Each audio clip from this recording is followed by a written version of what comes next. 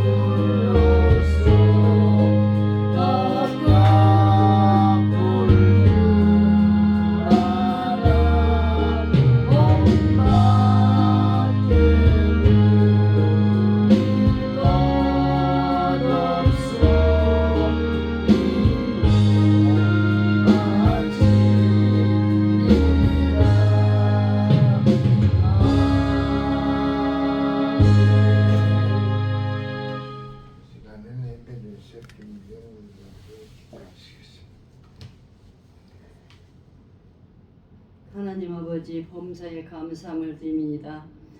5일 동안도 하나님 은혜 가운데 지켜주시고 보호해 주신 은혜를 진심으로 감사함을 드립니다. 그러나 하나님 말씀대로 산다고 했지만 하나님 말씀대로 살아간 적이 없을 때도 너무나 많이 있습니다. 인간의 생각으로 방법으로 살 때도 너무 많이 했습니다. 이 시간 회개에 합당한 열매를 맺을 수 있는 저희들의 믿음과 신앙이 될 수 있도록 축복하여 주시옵소서. 이 나라의 민족을 사랑하셔서 때마다 도와주시고 오늘까지 지켜주신 은혜를 진심으로 감사함을 드립니다. 그러나 이 세대가 너무 악한 가운데 있사옵고 폐역한 가운데 있습니다. 이 나라의 민족을 사랑하셔서 하나님은 전쟁이 없게 하여 주시옵소서. 하나님 아버지 김정은 정권은 안전히 무너지게 하여 주시옵소서. 주사파 공산주의는 안전히 아버지와 척결시켜 주실 걸 원하고 바랍나이다. 윤석열 대통령을 사랑하셔서 때마다 일마다 도와주고 오늘까지 지켜주는 은혜를 진심으로 감사함을 드립니다.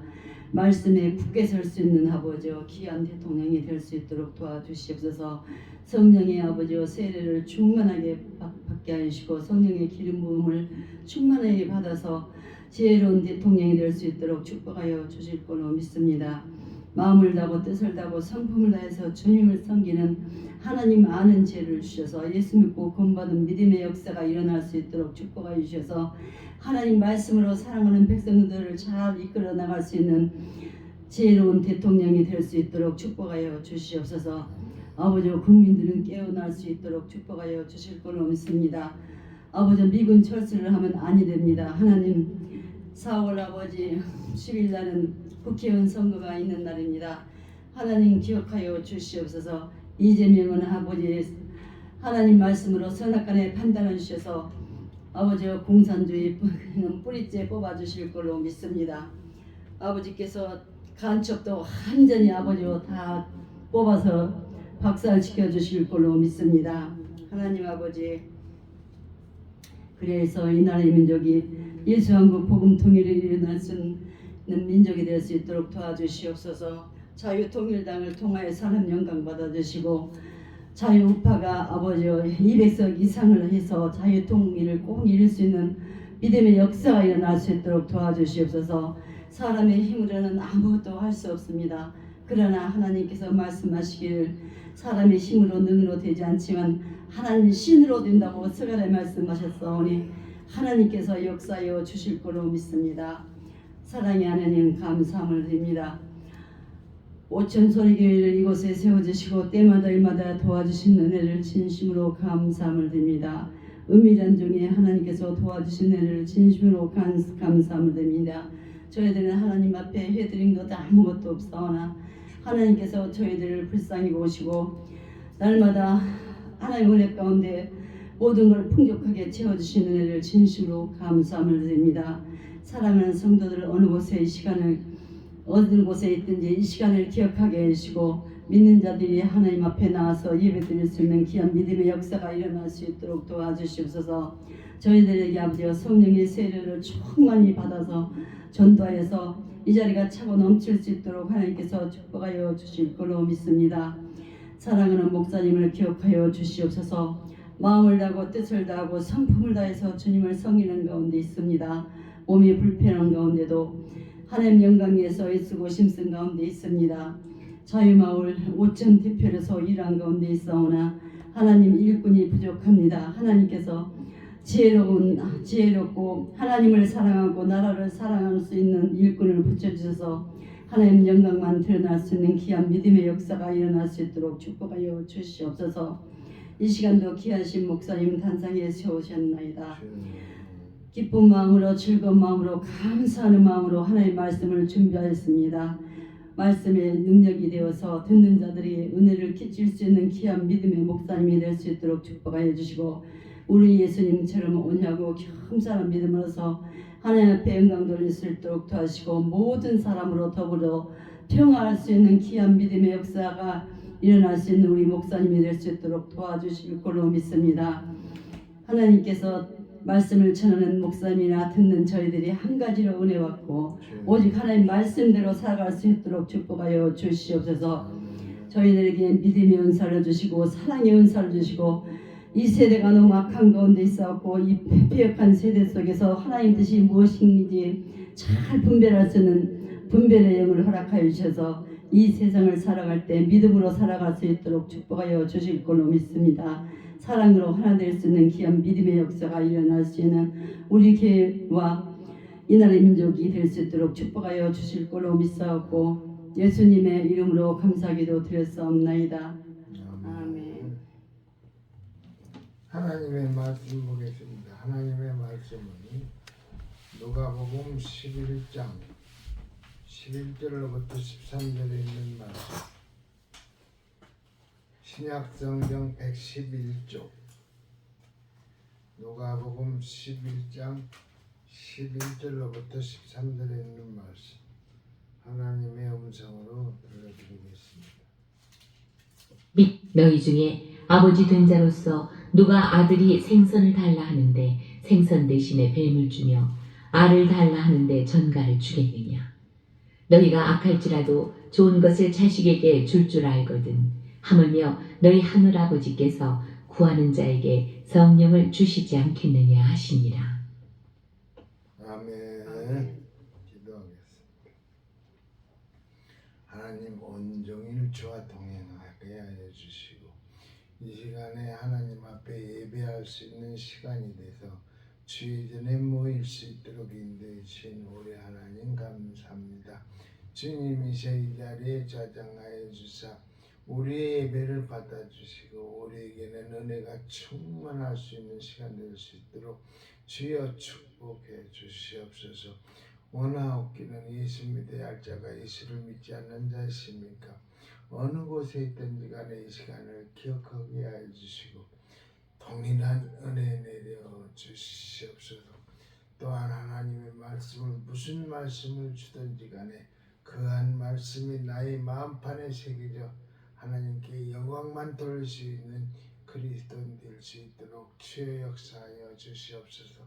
나는 아무것도 할 수 없는 가운데 있사오나 주님이 함께만 하시면 능히 또 해낼 수 있는 가운데 있사오니 주와 동행하고 주와 함께하는 삶을 살아가게끔 주의 역사하여 주옵소서. 예수님의 이름으로 기도하옵나이다. 아멘. 오늘 누가복음 11장 11절로부터 13절에 있는 말씀을 하나님의 음성으로 들려드렸습니다. 제목을 기도의 응답이라는 제목을 붙여가지고 이 시간에 하나님의 말씀을 전해드리겠습니다. 흥보전은 작자와 연대를 알 수 없는 우리나라의 고전 소설입니다. 조선 후기의 판소리계 소설로 알려져 있지만 이 소설은 흥보가 놀부가 박타령 등으로 우리에게 잘 알려져 있습니다. 흥보와 놀부 형제가 있었습니다. 흥보는 제비 다리가 부러진 것을 보고 불쌍히 여겨 제비를 고쳐주고 선행을 베풀었습니다. 제비는 박씨 하나를 물어다 주었고 흥부가 심었더니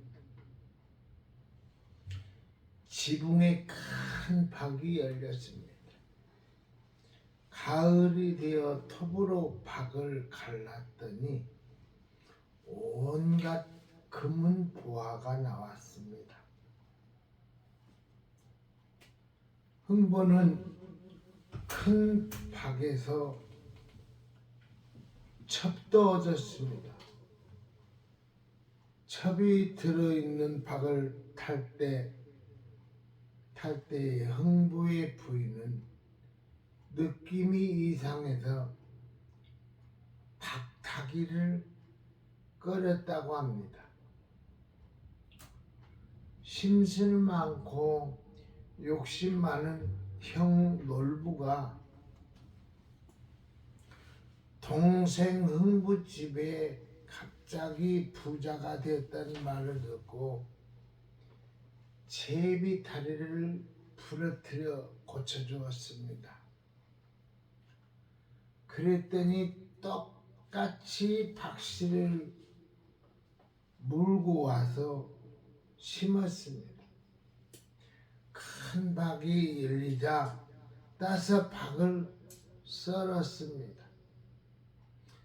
그런데 이 박에서는 온갖 잡기가 다 나왔습니다.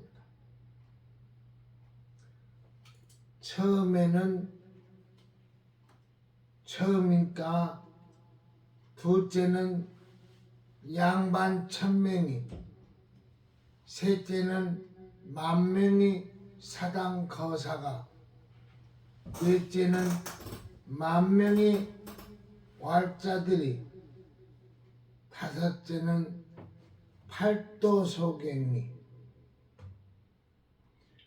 여섯째는 장비가, 일곱째는 온갖 더러운 똥이 나와 집을 뒤덮어 알거지가 되었다는 얘기입니다. 고전 소설의 대표적 주제는 권선징악입니다. 그리고 가장 권선징악을 잘 표현한 소설이 흥부전입니다. 외모로는 똑같아 보이는 박이지만 흥부의 박에서는 보물, 즉 좋은 것이 나왔습니다. 같은 박이지만은 한쪽에서는 잡기와 똥이 나왔습니다.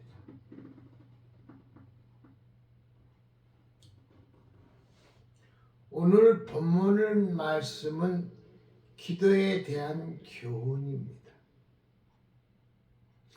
예수님은 구하는 이에게 주실 것이라고 말씀합니다. 반드시 응답하시는 신실하신 하나님이심을 말씀합니다.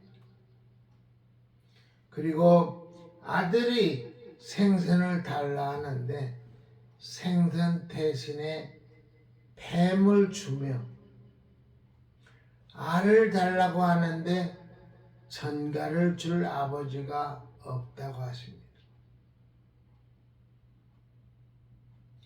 유익하고 좋은 것 대신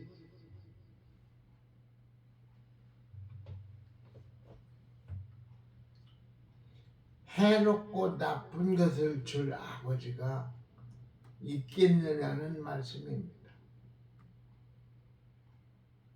이 말은 하나님은 절대로 그렇지 아니하시는 말씀입니다. 우리 하나님 아버지께서는 만일 생선이 없어도 뱀은 안 주겠다는 뜻입니다. 알을 달라 했는데 전갈을 주겠느냐라는 말씀은 이런 의미가 있습니다.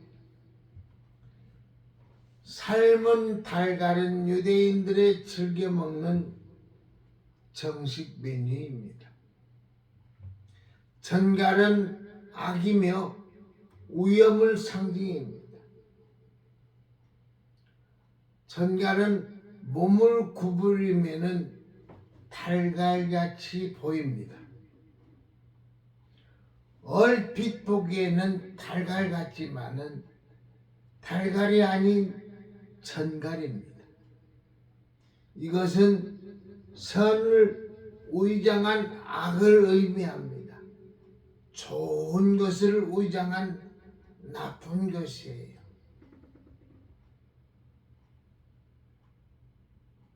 근데 구부렸을 때 전갈이 삶은 달걀과 같다고 해가지고 하나님 아시는 하나님께서는 알을 달라고 하면 전갈을 주겠느냐 이 말입니다. 하나님은 전갈을 아니까 구부리고 있는 전갈이 계란같이 생겼지만은 아들이 알을 달라고 할 때 절대로 전갈을 안 준다 이 말이에요. 생선을 달라고 하면 생선을 주지 뱀을 안 주겠다 이 말입니다. 여러분 가운데 전갈을 먹어본 사람이 있습니까? 저는 아주 오래전에 중국에서 먹어봤습니다. 안 먹는 게 없다는 중국인들은 전갈도 먹는데 그들은 알도 주고 전갈도 주었습니다. 그러나 일반 상식으로는 전갈은 먹을 수 없는 악한 것을 의미하고 있지요. 예수님께서 하신 이 말씀은 두 가지 의미를 가지고 있습니다. 첫째는 하나님 아버지께서는 기도에 틀림없이 응답하신다는 것입니다. 아멘. 그리고 둘째는 하나님은 응답해 주시되 선한 것으로 주신다는 것입니다. 아멘. 하나님은 왜 생선을 주십니까? 왜 알을 주십니까? 하나님은 절대 악한 것을 주지 않습니다. 하나님은 절대로 악한 것을 주지 못합니다. 왜냐하면 하나님은 본성적으로 선하신 분이기 때문입니다. 아멘. 마귀는 왜 뱀을 줍니까? 왜 전갈을 줍니까? 마귀는 절대 선한 것을 주지 않습니다. 선한 것을 주지 못합니다. 왜냐하면 마귀는 본성적으로 악한 존재이기 때문입니다.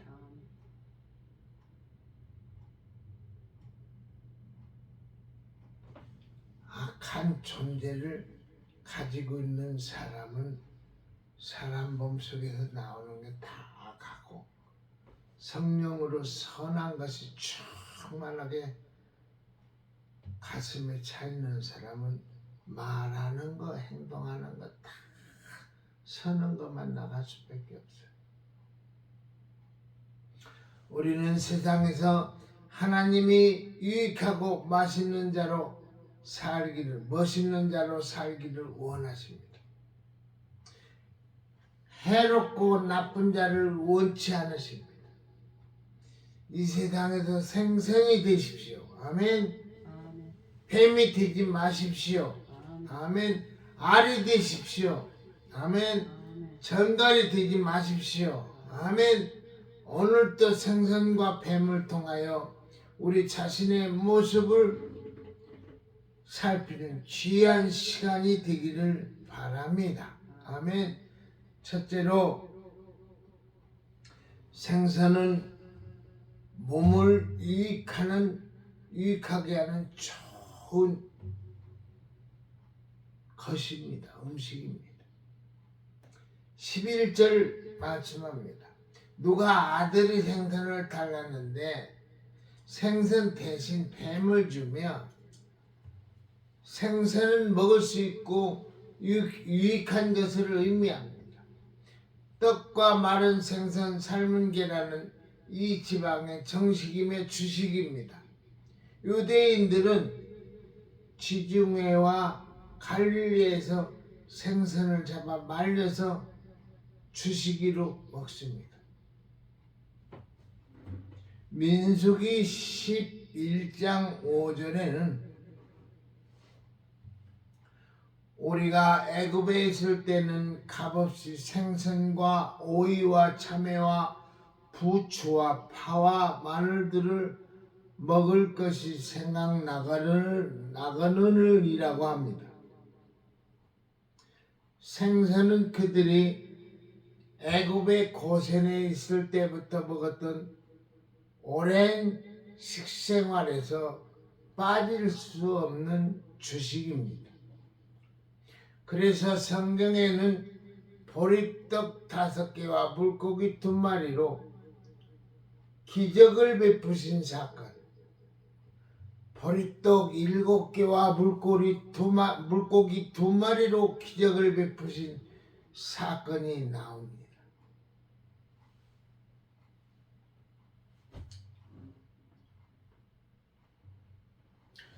기적을 베풀 때마다 물고기가 등장하는 것은 그들의 주식이기 때문입니다. 아멘. 또한 마른 생선은 당시 서민의 식사였습니다.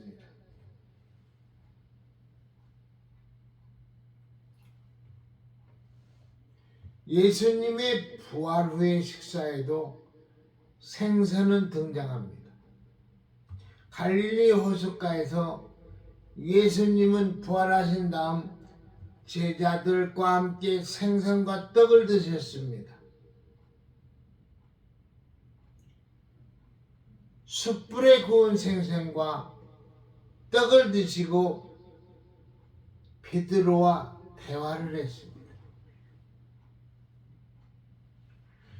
생선은 먹기 좋고 유익한 것입니다. 무엇을 먹을까를 염려해야 하는 그들에게는 먹을 것이 과제이고 생존의 문제였습니다. 그래서 예수님도 주기도문에서 우리에게 일용할 양식을 주시고 라고 가르쳤습니다. 이 기도문을 루터는 우리가 다른 사람의 양식이 되기 전까지는 음식이 내게 양식이 되지 않는다고 하였습니다. 우리가 사회에 타인에게 유익하고 좋은 양식이 되어야 한다는 말입니다. 아멘. 너희가 악할지라도 좋은 것을 자식에게 줄 줄 알거든 이라는 말씀에는 좋은 것을 공급하시는 하나님처럼 우리도 좋은 것을 공급하는 자가 되라는 뜻이 있습니다.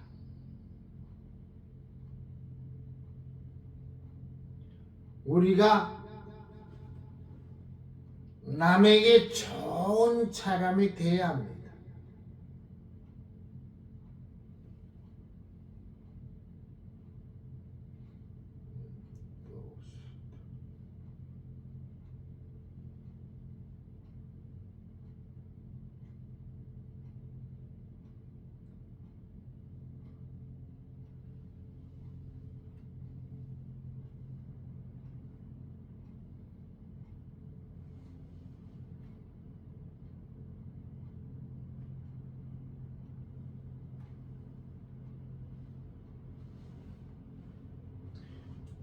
유익한 것이란 호화로운 것이 아닙니다. 당시의 생선은 서민의 식사로 보잘것없지만은 모든 사람이 좋아하는 것이었습니다. 비싼 것이 아니라 싸지만 편하고 맛있는 것이었습니다. 이런 존재가 되어야 합니다. 남을 유익하게 하는 존재가 되어야 합니다. 아멘. 내가 있으므로 다른 사람이 유익을 보고 편하고 즐겁고 내가 있으므로. 그런데 속된 말로 나는 당신이 아는 사람 안 만났으면 좋겠고 안 봤으면 좋겠어. 그런 사람으로 살아만 안 돼. 어디서나 나를 필요로 하는 그런 필요의 존재가 돼야 합니다. 부뚜막에 소금도 넣어야 맛을 냅니다. 진짜 보잘것없는 내가 나 하나로서 당신들의 유익이 된다면 제가 광화문에 다니면서 마음에 마음 먹었던 게 바로 그겁니다. 몸은 이렇지만은 나 하나라도 광화문에 가서 함께 기도를 하며, 그랬더니 하나님께서는 그 광화문이 나만하여 시되게 만들었어요. 이 몸 가지고 어떻게 갔다 와요? 그런데 갔다 와도 끄떡없어.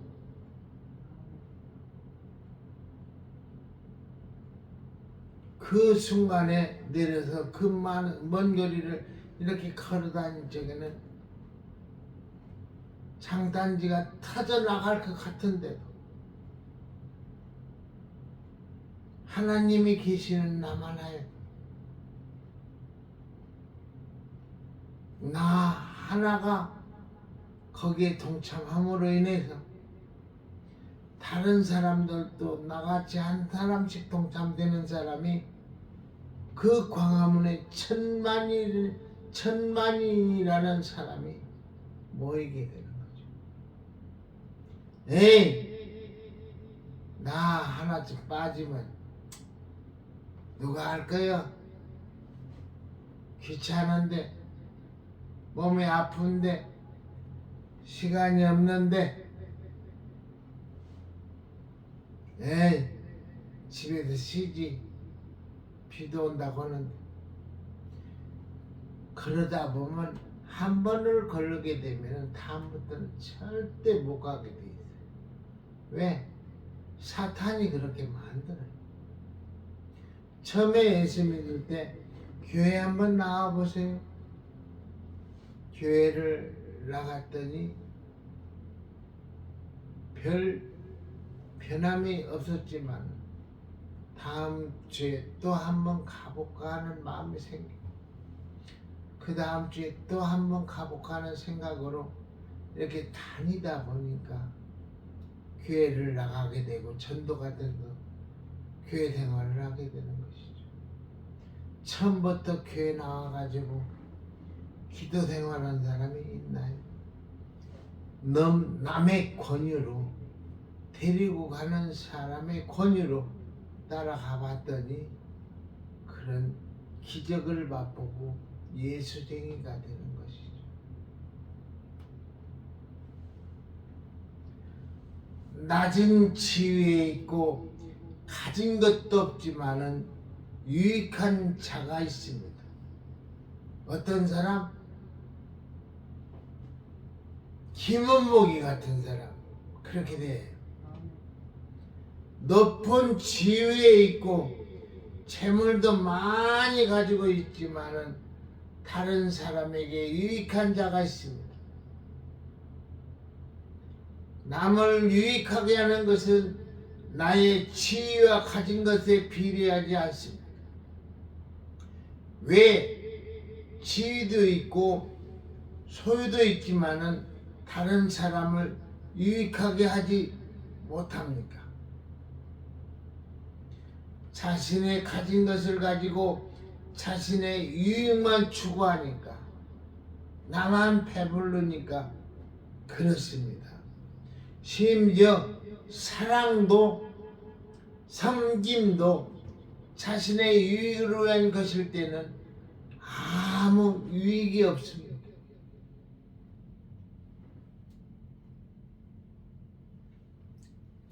(11세기) 성자 성 베르나드의 사랑의 4단계라는 유명한 교훈이 있습니다. 첫째는 자기를 위해 자기를 사랑하라는 것입니다. 자기를 위해서 자기 자신을 사랑하라는 것이에요. 둘째는 자신을 위해 하나님을 사랑하라는 것입니다. 아멘. 셋째는 하나님을, 위에 계신 하나님을 위해 하나님을 사랑하라는 것입니다. 넷째는 하나님을 위해 자신을 사랑하라는 것입니다. 아멘. 예수님께서 말씀하신 대로 가장 고귀한 계명은 하나님을 사랑하는 것입니다. 아멘. 그리고 자신을 사랑하는 것입니다. 아멘. 그리고 이웃을 사랑하는 것이에요. 이런 사랑이 남을 유익하게 하는 사랑입니다. 아멘. 고린도전서 10장 33절에는 나와 같이 모든 일에 모든 사람을 기쁘게 하여 자신의 유익을 구하지 아니하고 많은 사람의 유익을 구하여 그들로 구원을 받게 하라고 합니다. 우리의 목표는 남을 유익하게 하는 것입니다. 아멘. 유익한 자가 되어야 합니다.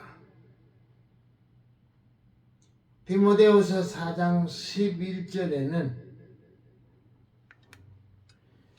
디모데에게 바울이 마가를 데리고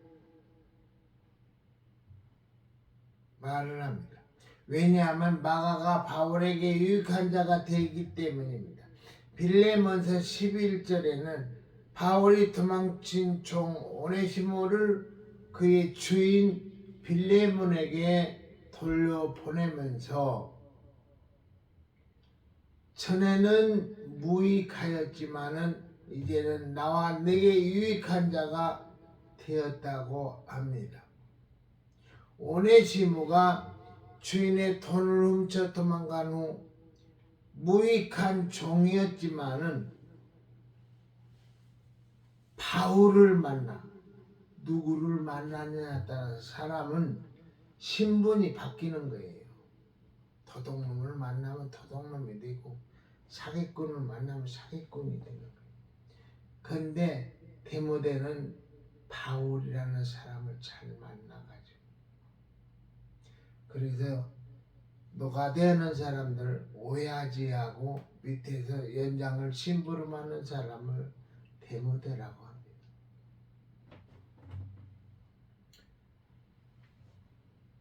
무익한 종이었지만은 누가 오네시모가 주인의 돈을 훔쳐 도망간 후 무익한 종이었지만은 바울을 만나 예수님을 믿고 나니 유익한 자가 되었다고 합니다.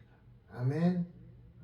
예수님은 아무리 죄인이라도 아무리 무익한 종이라도 유익한 자가 되게 하십니다. 누가 유익한 자를 만들어요? 주님이 그렇게 우리를 만들어냅니다. 마치 그릇처럼 자기를 깨끗하게 하면은 주임의 쓰임에 합당하고 유익하게 하는 자가 됩니다. 더러운 그릇에는 주인이 그 그릇에 음식을 담아내들 않습니다. 깨끗한 그릇에만 주인이 음식을 담아내게 돼 있어요. 존 맥스웰은 당신이 가장 큰 유익을 끼치는 분야에서 가장 가치 있는 존재이다라고 하였습니다. 인간의 가치는 유익을 끼치는 데 있습니다. 아무리 지위가 있고 소유가 있다 하더라도 유익이 되지 못하면 존재의 가치는 없습니다. 세상에 필요 없는 존재가 있을까? 모든 것은 유익하게 하려고 존재하게 하였습니다. 그런데 유익하게 하지 못하게 하고 무익하게 함으로 존재 가치가 무너지고 필요 없는 존재가 되는 것입니다. 세상의 모든 존재는 존재 가치를 가지고 태어나는데 자신의 존재 가치를 극대화하는 것은 유익하게 할 때입니다. 유익하게 할 때만이 그런 존재 가치를 드러내는 것이죠.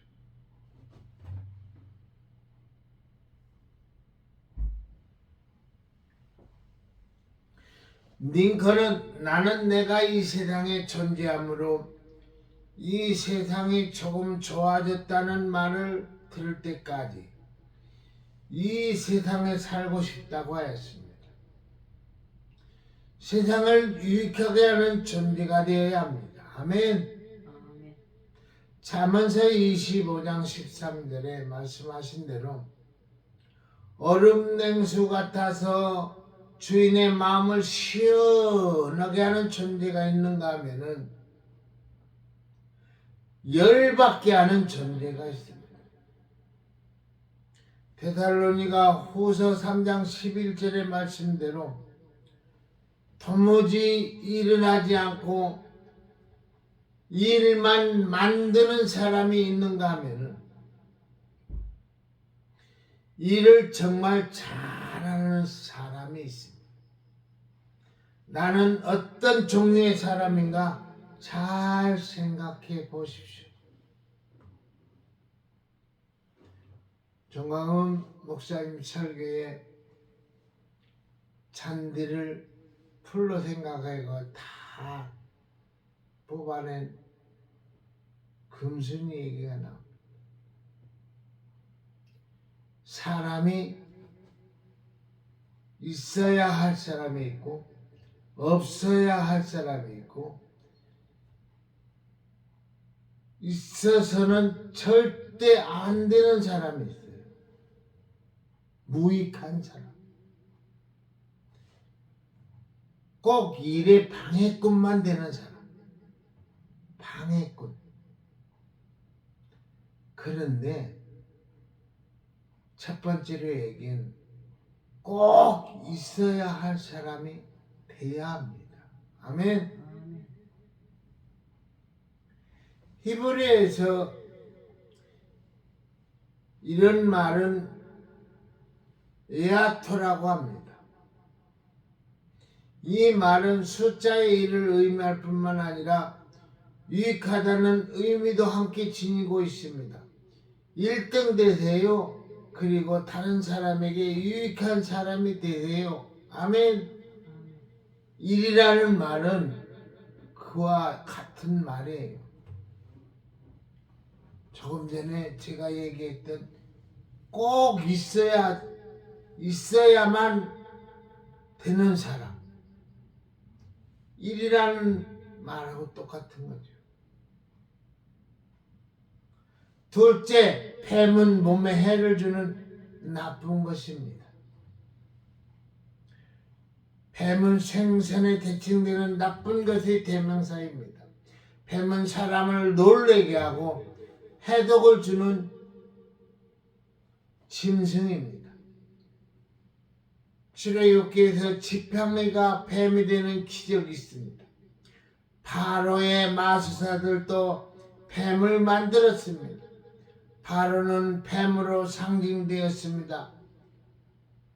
고대 바로의 조각을 보면은 머리에 꼭 뱀이 있습니다. 머리에 꼭 뱀이 있어요. 뱀은 세상의 간사한 힘입니다. 예수님은 뱀같이 지혜롭고라고 하셨는데 세상의 지혜는 뱀만큼 가진 자가 없습니다. 지혜가 신앙과 함께하지 않으면 꾀가 되고 간사함이 됩니다. 근데 하나님께서 뱀같이 지혜롭고 라는 얘기는 저도 잘 이해가 안 됐었어요. 뱀이 그렇게 지혜로운가? 근데 예수님의 말씀이니까 지혜롭다는 것을 믿어야겠죠. 생선 같아 보이는 뱀, 알같이 보이는 전갈은 결국 해를 주는 것입니다. 결코 유익을 줄 수 없는 존재입니다. 생선은 서민들이 먹는 주식이지만 뱀을 먹을 수 없는 것을 의미합니다. 성경 어디에서도 뱀을 먹을 수 있다는 말이 없습니다. 그런데 어떤 이는 뱀이 유익하다고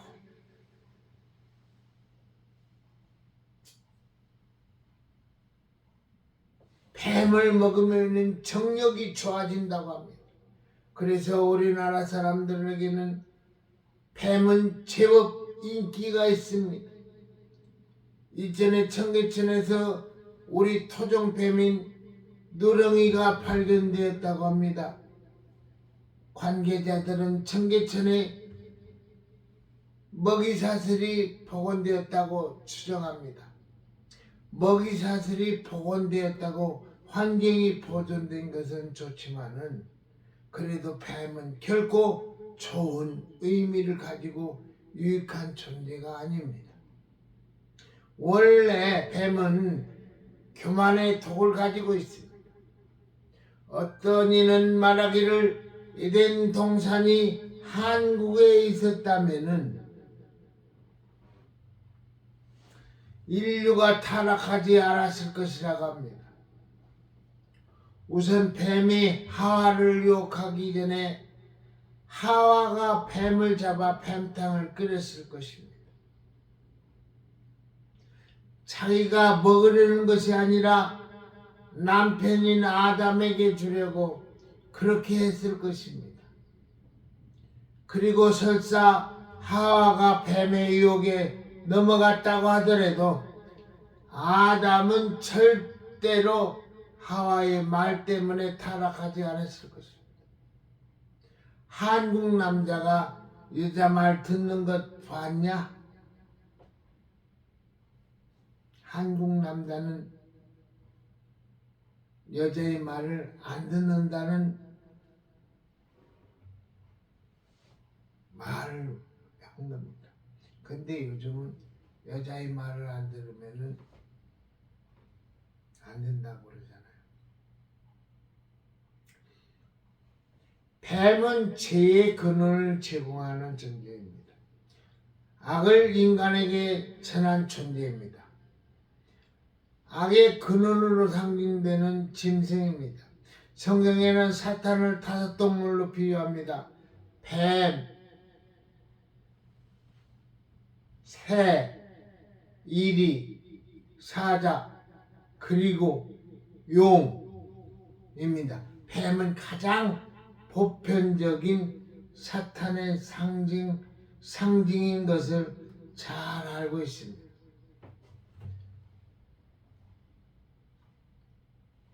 사람 가운데도 악을 조장하고 악을 퍼뜨리는 사람이 있습니다. 전혀 다른 사람에게 도움이 안 되는 사람이 있습니다. 도움이 안 되는 사람, 있어서는 아니 될 사람입니다. 그 사람. 세상에 있어도 전혀 유익이 없는 사람이 있습니다. 혐오란 말이 있지 않습니까? 혐오스러운 사람이 있습니다. 혐오식품도 있습니다. 괜히 다른 사람에게 좋지 않은 감정을 주는 것을 의미합니다. 혐오감을 주는 사람이 있습니다. 정말 세상에는 무익한 사람이 있습니다. 요즘에는 혐오스럽다는 말 대신 다른 말을 하는 것이 아니지요. 느끼하다, 짜증난다 표현을 씁니다. 사람에게 느끼하다는 말은 적절하지 않는 표현이라고 봅니다. 그러나 젊은이들 사이에서는 혐오스러운 사람을 느끼하다고 합니다. 고린도전서 10장 32절에는 유대인에게나 헬라인에게나 하나님의 계획에나 거치는 자가 되지 말고 라고 합니다. 이 말을 헬라어는 아포로스코프, 이 기네스테라는 말입니다. 거침돌이 되어 다른 사람을 넘어지게 하는 것이 뜻을 가지고 있습니다. 그리스도인의 가장 큰 행동 원리는 하나님의 영광입니다. 그리고 두 번째는 원리는 다른 사람을 실족해 하는 일을 피하라는 것입니다. 베드로가 예수님께 위대한 신앙 고백을 한 다음에 예수님의 순환 예고를 듣고 예수님의 죽으심을 막습니다. 그때 예수님은 사탄아 물러가라.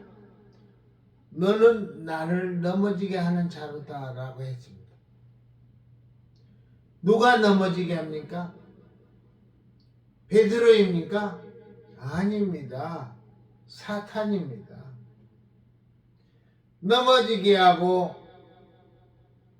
거쳐지게 하고 악에 빠지게 하고 시험 들게 하는 이 모든 사탄의 짓입니다.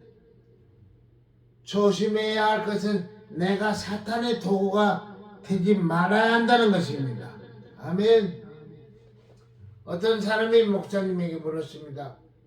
사역하다 보면 교인들의 방해가 많을 텐데요. 그때 목사의 대답은 당연합니다. 그렇게 방해받는 게 바로 나의 사역이니까요. 그렇게 말을 했답니다. 방해받는 것은 괜찮습니다. 그러나 방해하는 사람이 언제나 손해납니다. 마태복음 18장 7절에는 실족하게 하는 일들이 있음으로 말미암아 세상에 화가 있도다.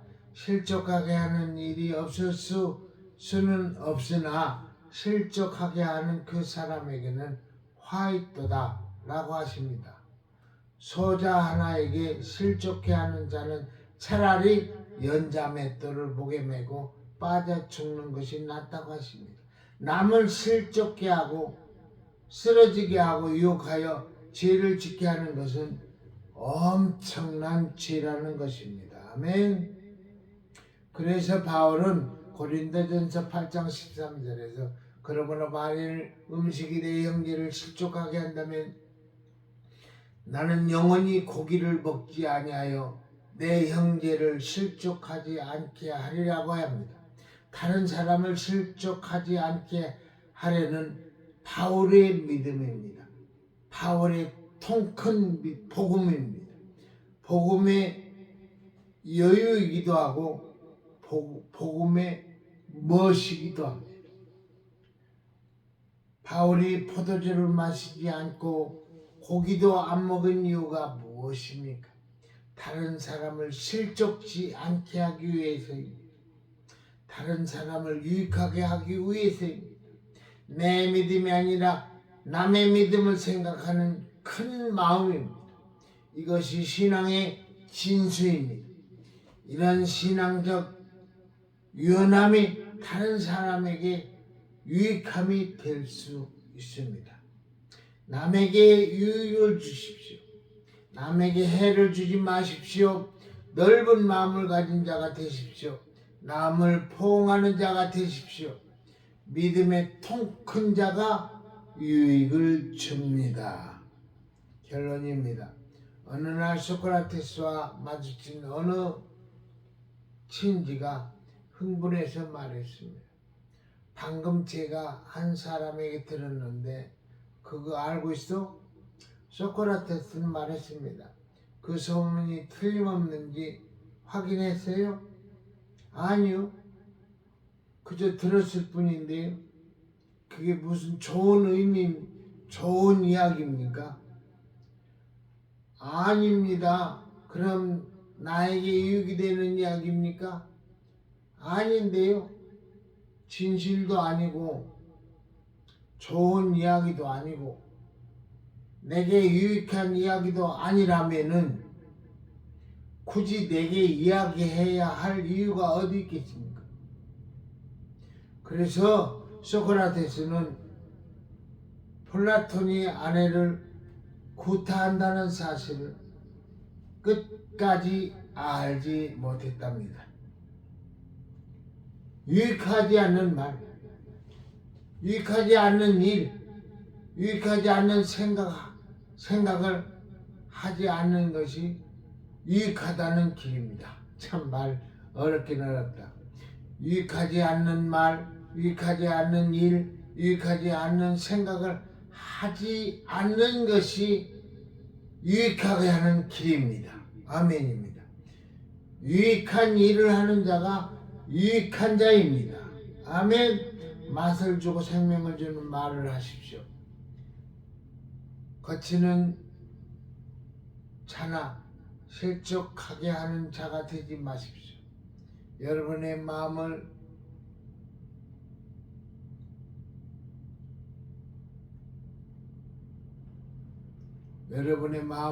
열었을 때 겉으로는 다른 사람의 마음과 같이 보이지만은 흥부의 박처럼 금은 보화를 내고 큰 기쁨을 내는 유익한 마음이 되기를 바랍니다. 아멘. 내가 있으므로 세상이 아름답고 좋아지고 만드는 유익한 자들이 다 되기를 주의 이름으로 축원함을 드립니다. 아멘. 말씀 마칩니다. 하나님 감사합니다. 오늘 금요일을 맞이해서 하나님의 말씀을 전했습니다. 누가복음 11장 11절에 13절의 말씀을 가지고 기도의 응답이라는 말씀을 가지고 전했습니다. 우리 하나님은 내가 생선을 달라고 하면 생선을 주지 절대 뱀을 주지 않는 하나님입니다. 아멘. 그리고 내가 알을 달라고 하면 알을 주지 전갈을 절대 주지 않는 하나님입니다. 기도의 응답은 바로 하나님을 나의 하나님으로 믿었을 때 즉흥적으로 응답이 오는 것입니다. 하나님, 기도의 응답을 주심을 감사드립니다. 한 주간을 마무리하는 금요일로서 기도의 응답 주심을 감사드리고요. 또한 주일과 다음 주에도 승리의 주일과 주일이 될 수 있도록 주여 축복해 주옵소서. 예수님의 이름으로 기도하옵나이다. 아멘.